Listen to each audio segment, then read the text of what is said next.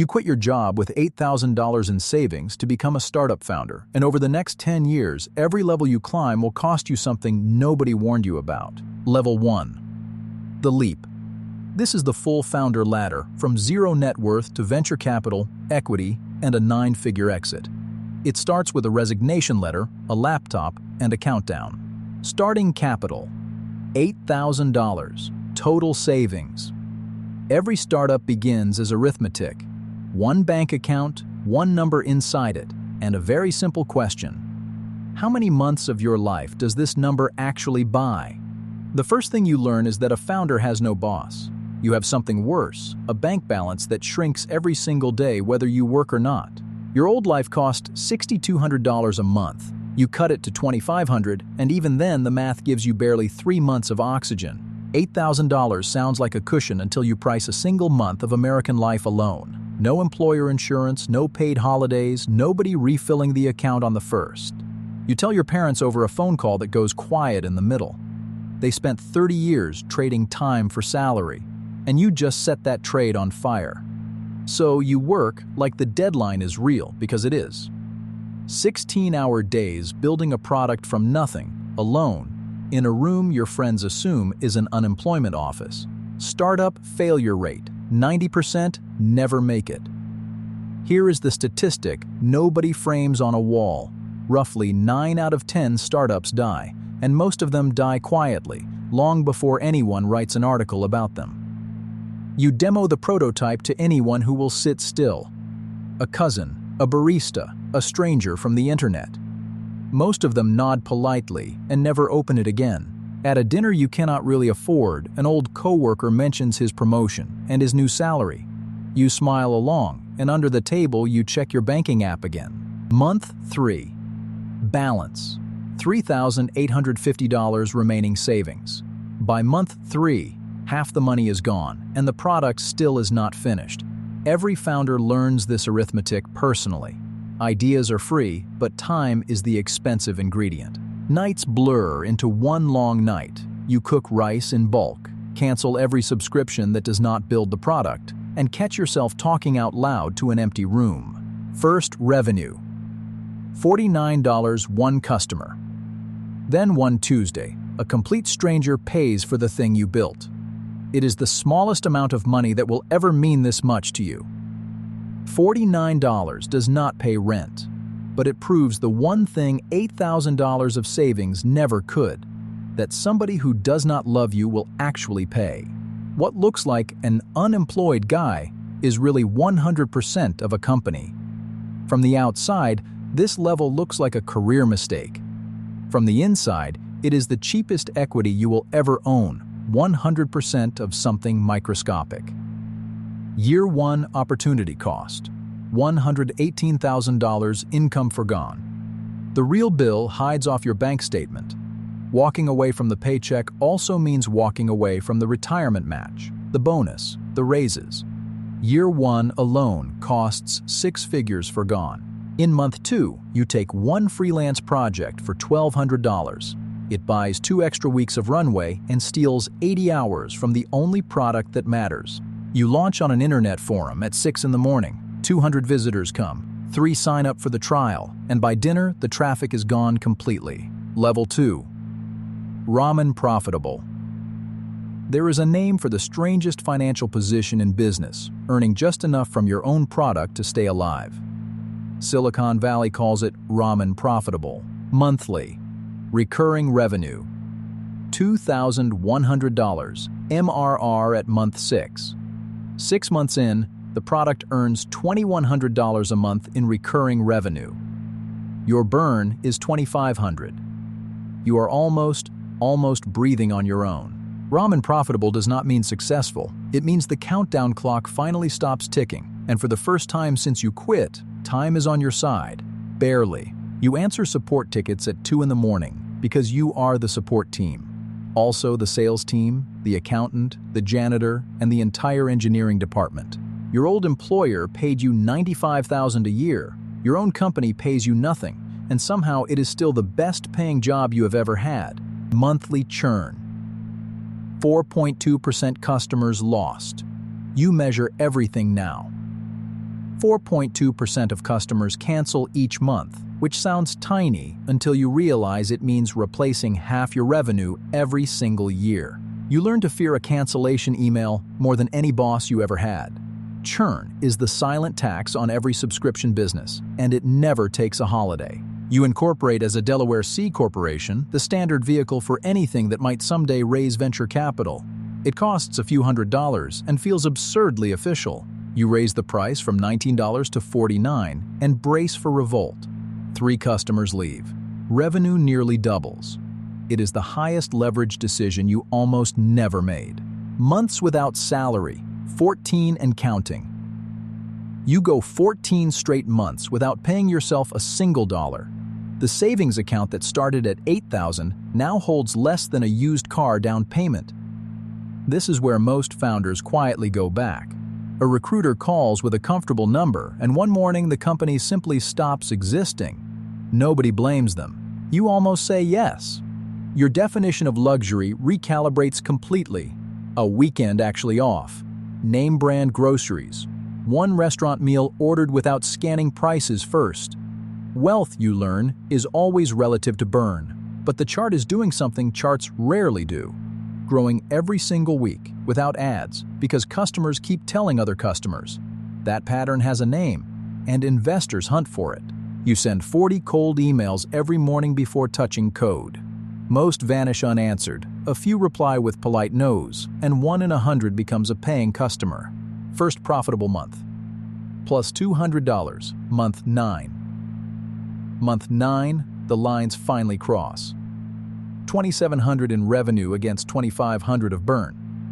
The profit is $200, and it feels like a fortune. One Saturday, the server goes down while you are asleep, and every customer you have stares at an error page for 6 hours. You alone are the infrastructure. Level 3, First Believers. The first outside money never comes from banks.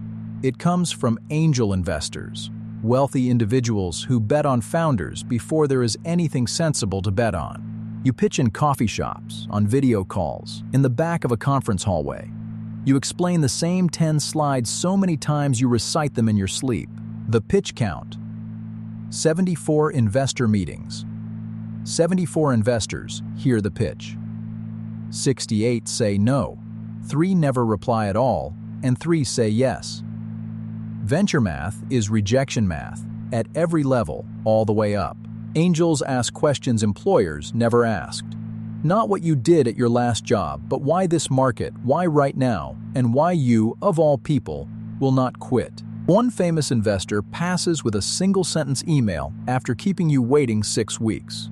You print nothing, frame nothing, and quietly add the name to a private list anyway. The money arrives on a document called a SAFE, a simple agreement for future equity.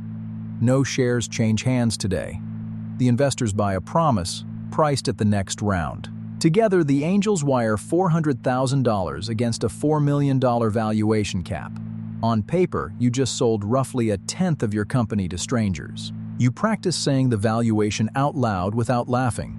$4 million for a company run from a kitchen table. Venture pricing is a bet on the future, never the present. An accelerator accepts you, and its famous standard deal shows what early belief costs. $500,000 of funding and 7% of your company gone before breakfast. Then your own lawyers hand you a vesting schedule. 4 years with a 1-year cliff on stock you already own. You now earn your own company back over time. Founder salary, $60,000 per year. For the first time in almost 2 years, you run payroll with your own name in it.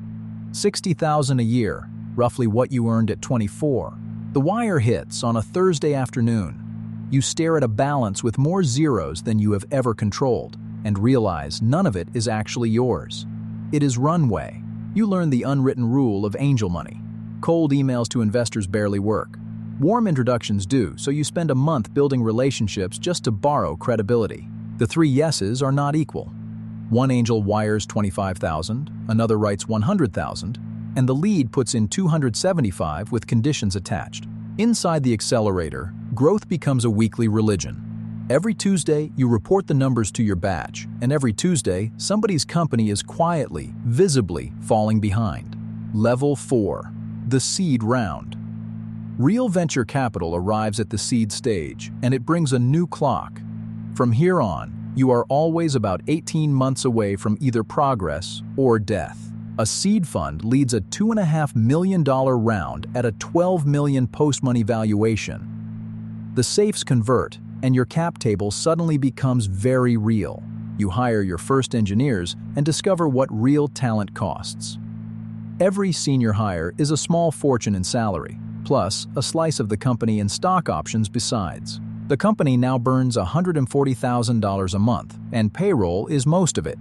Payroll, you will learn, is always most of it. The office is real now: 11 desks, a whiteboard wall, and a coffee machine you overpaid for. Visitors see a startup. You see $140,000 a month. An investor asks the question that keeps you up at night. Are you default alive or default dead? Meaning, does the math survive if no more money ever comes? Runway. 17 months left. The answer lives in a spreadsheet you check every Sunday night. 17 months of runway, ticking down whether the product ships or not, whether you sleep or not. Recruiting becomes a sales job where you are the product.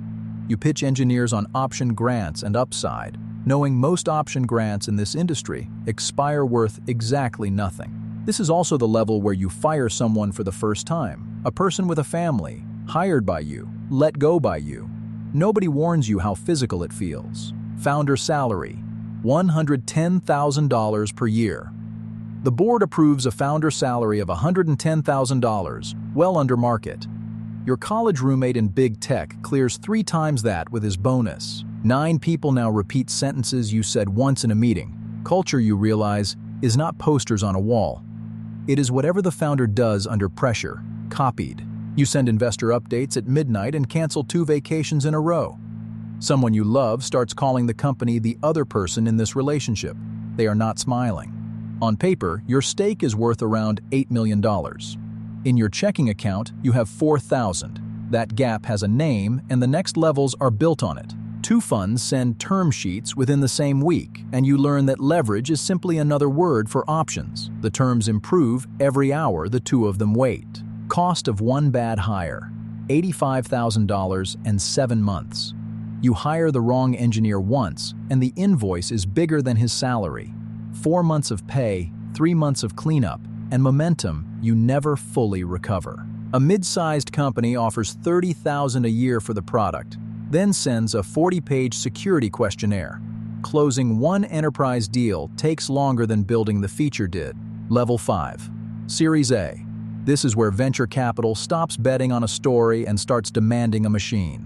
Repeatable revenue, measurable growth, and a permanent seat at your table. Annual recurring revenue, $1 million ARR. You cross $1 million in annual recurring revenue, the unofficial toll gate for a Series A. From here, the old rule says triple, triple, then double, double, double. Diligence takes 9 weeks. Lawyers reread your contracts. Accountants rebuild your books. And a 27-year-old analyst politely questions every number you have ever reported. A venture firm leads a $10 million Series A at a $40 million post-money valuation. The partner who writes the check takes a seat on your board. Their shares are not like yours. Preferred stock with a 1x liquidation preference, meaning in any sale they get their money back first, before you see a dollar. Run the cap table after the round closes and the arithmetic is quiet but brutal. The founder who once owned everything now controls less than half of it. What looks like 8-figure founder is really unsellable paper stock. A business magazine profiles you as an 8-figure founder. Technically true. Practically, you own unsellable stock in a private company that still loses money every single month. Your stake on paper, $17.6 million at Series A price. At the new valuation, your 44% is worth $17.6 million on paper. You still hesitate at the grocery store. Old habits and honest math. You hire a head of sales who earned more last year than you have earned in your entire life. Managing people better than you at their jobs becomes your whole job. Sales stops being you and a calendar link. There are quotas now, a pipeline, a forecast reviewed every Monday. Revenue has become a machine with your signature on its paperwork. Board meetings change the physics of your company. You once answered to no one at all. Now, 8 times a year, you defend decisions to people who can eventually replace you. Your signature carries weight now. A lease on a full floor, employment agreements, a key man insurance policy pricing, precisely what your death would cost the company you built. The partners grade you on letters you barely knew last year. CAC, LTV, net revenue retention. You spend $200 to win a customer worth $2,400. Before the round closes, the fund insists the employee option pool expand first, out of your shares, not theirs. It is a standard trick with a polite name. The board approves an annual plan that assumes you triple revenue. You wrote the number yourself at midnight, and now it hangs over every Monday of the coming year. Level 6, the machine. Somewhere past 100 employees, the company stops being a product and becomes an organism. Your job now is feeding it, and it is always hungry. A $30 million Series B closes at $150 million post-money valuation. The champagne lasts one evening. The expectations attached to it last 4 years. Your calendar is 9 meetings a day, and none of them are about building the product. You became a founder to make things. Now you make decisions about decisions. Track where your hours actually go at this level, and the ranking would embarrass the version of you from level 1, the person who built the whole product alone at night. 2 executives you respect stop speaking to each other, and departments guard territory like small nations. Company politics is not a big company disease. It arrives quietly with headcount. A competitor raises $80 million and starts poaching your engineers with offers you cannot match. At this level, you learn that defense costs exactly as much as offense. Then the market turns. Interest rates rise, cheap money evaporates, and valuations across the entire industry are cut in half. Growth at any cost becomes survival at any cost. The layoff. 23 employees let go. You do the thing you swore you would never do. One carefully worded meeting, and 23 people who bet their careers on you are unemployed by lunchtime. Founders reporting mental health struggles, 72% in one clinical study. A well-known clinical study of entrepreneurs found 72% reported mental health struggles. At this level, you stop wondering how that number ever got so high. Your doctor uses the word unsustainable about your blood pressure at 34. You nod, promise changes, and take a call in the parking lot before the paperwork even prints. The relationship that survived level 4 does not survive level 6. You get the news between a board dinner and a red-eye flight, and you still take the flight. Annual revenue, $21 million and growing. And still, the machine works. Annual revenue crosses $21 million, and the company you started with 8,000 now meets payroll for 90 people twice a month. The survivors do not celebrate keeping their jobs. The office goes quiet for weeks, resumes circulate at lunch, and rebuilding trust costs more than the layoff ever saved. You cut burn from $900,000 a month to $600, and runway stretches from 11 months to 20. Survival at this level is bought with subtraction. A new employee introduces herself in the elevator, and you realize you have never seen her before. There are now 3 layers of managers between you and the code. Level 7. Paper rich. There is a strange purgatory above success and below wealth, where you are worth 9 figures on paper and still cannot buy liquidity. You can only wait for it. Company valuation. $400 million, Series degrees Celsius. A Series C values the company at $400 million. Your stake, diluted down to 26%, is now worth over $100 million, theoretically. Your investors offer something founders only whisper about, a secondary sale. Selling a small slice of your own shares inside the round, turning a sliver of paper into actual money. You sell 5% of your holdings for $6 million. After federal capital gains and state taxes, roughly 4.3 million lands in your account. Real, spendable, yours. The first purchase is not a sports car. It is paying off your parents' mortgage, quietly, on a Tuesday over the phone. Then you drive back to the office. Old friends begin conversations with apologies before asking for loans. New friends appear from nowhere, warm and interested. You start running quiet background math on every relationship and hate it. published net worth. $104 million estimated. A business publication puts your net worth on a list. The printed number is 20 times what you can actually access. Strangers now believe you are something you are not yet. Wealth managers begin circulating your name the way sharks trade coordinates. Everyone has a structure, a fund, a friend. You learn to say no slowly and mean it immediately. Here is what the rich list never explains. You cannot leave. Your remaining stock vests for years, the board expects a decade, and walking away would vaporize almost everything. You start seeing a therapist, which costs $200 an hour and returns more than any investment on your balance sheet. You tell exactly nobody on the board. You buy a house with a real study and keep the same watch. At this level, the loudest money is usually the most fragile. The quiet founders taught you that. You now carry 300 salaries, 4 investor funds, and 10,000 customers on decisions you make before breakfast. Paper-rich, cash-comfortable, and more trapped than at any level. The Series C includes a tender offer for employees too. Early engineers sell small slices. One buys her mother a car, and the office mood lifts for a month. You hire a firm to scrub your home address from the internet. A published net worth, you learn, is also an invitation, and not everyone who reads it is friendly. Unvested if you walk. $40 million forfeited on exit. Walking away today would forfeit unvested stock worth roughly $40 million at the Series C price. The board knows this number as precisely as you do. Handcuffs in gold. Level 8. The exit.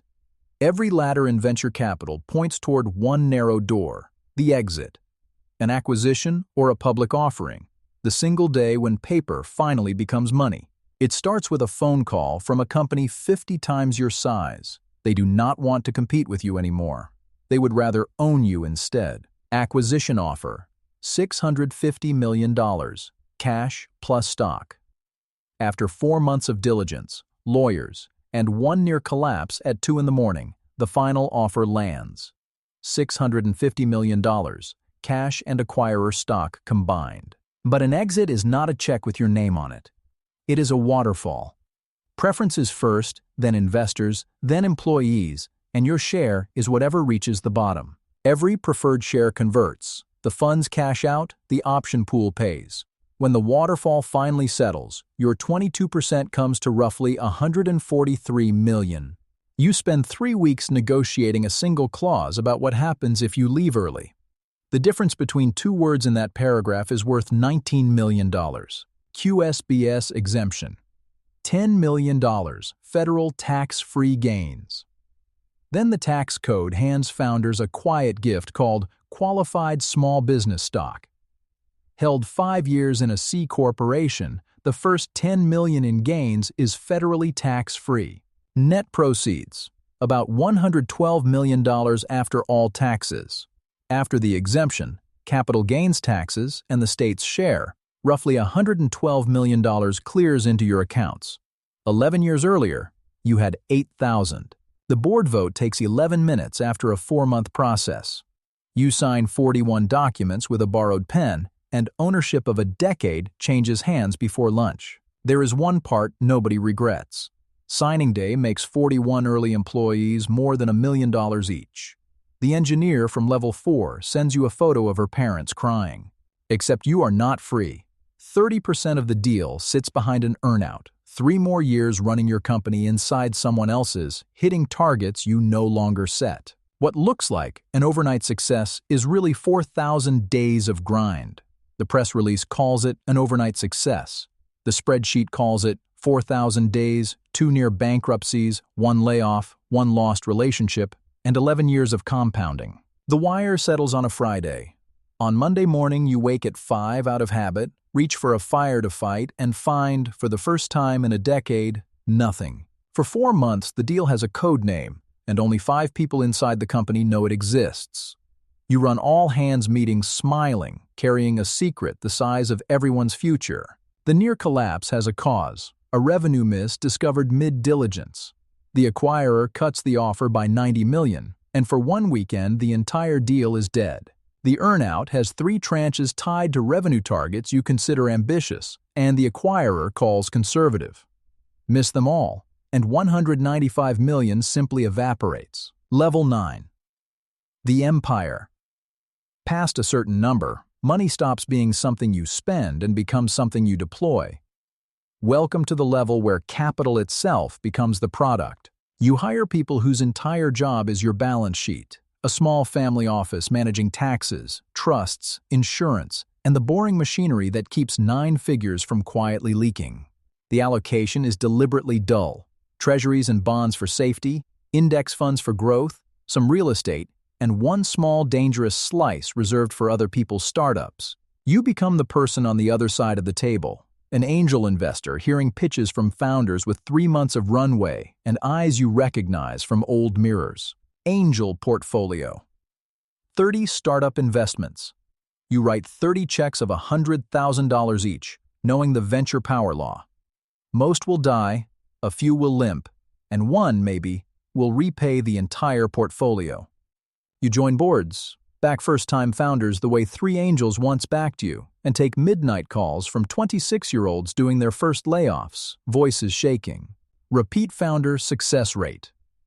30% vs 18% for first-timers. Research on serial entrepreneurs found previously successful founders succeed around 30% of the time, against roughly 18% for first-timers. Experience compounds, exactly like capital does. You give quietly, a scholarship fund at the school that once took a chance on you. Philanthropy at this level is not charity exactly. It is the first purchase that stays purchased. Eventually you formalize it, a holding company above the portfolio, a small team, a clear thesis. Not a retirement. An engine designed to outlive the founder who built it. The empire runs itself, which is exactly the problem. Golf bores you in a month. You built your identity on impossible problems, and now nothing is impossible enough. So one morning, in a house that is far too quiet, you open a blank document and start typing an idea nobody believes in. The ladder, it turns out, is a circle. 10 years, 9 levels, and $8,000 turned into more than $100 million. At every level, the price was something the level before never mentioned. Time, control, people, certainty. Run the whole ladder as one trade. $8,000 in, 11 years of everything you had, and roughly $112 million out.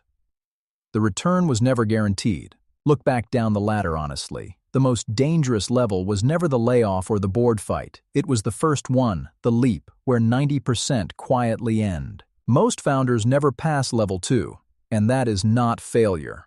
They learned more about money, risk, and themselves in 18 months than most careers teach in 30 years. So if you are standing at level 0 tonight with a salary, a savings account, and an idea nobody believes in, count the full price first. Then decide. Your first angel investment dies within a year, and the founder calls to apologize, voice cracking. You tell him the truth, that the check was tuition for both of you. Annual withdrawal rate, 4%, SOG $4.5 million per year. The arithmetic of enough turns out to be simple. At a 4% withdrawal rate, the portfolio pays you more every year than the company ever did, forever. Lawyers build trusts with your initials and your someday children's names on them, moving money across decades you will not see. Estate planning is chess against your own mortality, because the real product of a startup was never the software. It was you, the person capable of climbing, built one expensive level at a time. That asset, nobody can dilute.